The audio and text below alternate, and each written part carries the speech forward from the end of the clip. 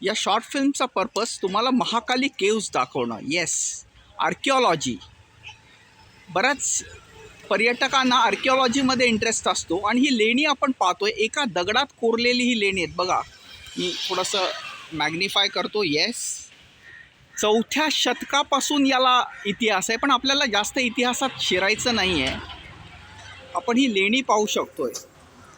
Yes, आपण आहोत archaeology सेंटरजवळ. Yes, स्थापत्यशास्त्रात हे खूपच, ज्यांना आर्किओलॉजीचा किंवा लेण्यांचा अभ्यास करायचा आहे त्यांच्यासाठी हे खूपच पर्यटनासाठी महत्त्वाचं स्थान ठरतं.